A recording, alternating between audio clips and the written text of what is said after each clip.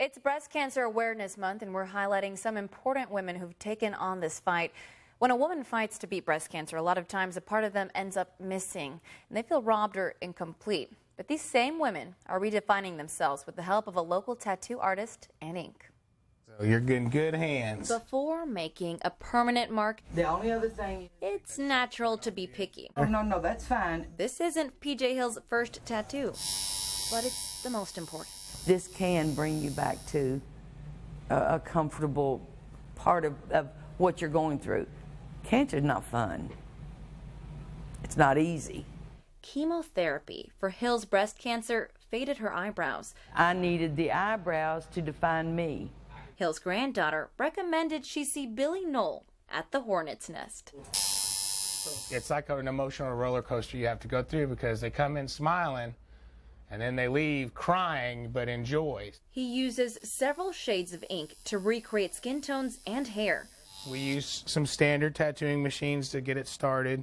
Then we use what they call a rotary to do a lot of the fill-in, which is a more quieter type machine. He's helped more than 60 women since 2012 in similar positions. Christy Delaney was his first one.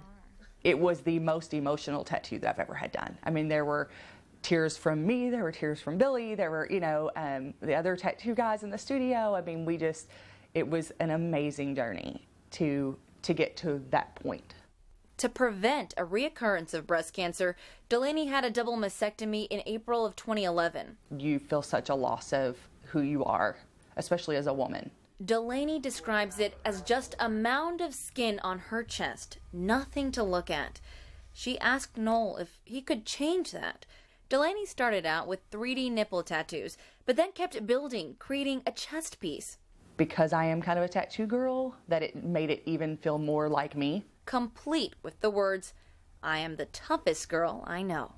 Even though it's a new you, and you know that every time you see yourself, it's just at a glance that when you catch that glimpse in the mirror, that it looks normal again, as normal as it can. And it's amazing. A reaction Noel says he sees with every survivor. It means the world to me. It gives me back a sense of why I do this. Hill's eyebrows took about 2 hours. She tells me she appreciates them more each day. Her advice, know it's okay to get a tattoo. Seek out your best feeling in a tattoo shop. Talk to the person that's going to be doing it and interview them.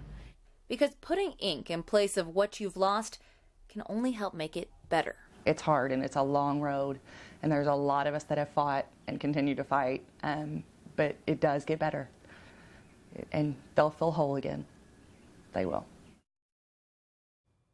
Well, through word of mouth from these women, Noel gets about 3 calls a week, and he says he's the only one in the area doing this type of work. And I checked with our Susan G. Komen office, and they only knew of Bleed Elude Tattoos in Lexington doing something similar. Noel eventually wants to open a tattoo shop specifically for cancer survivors and those with scars. If you want to know how much it costs and if it hurts, I've got the info on this story at WHAS11.com. Well, if you want to support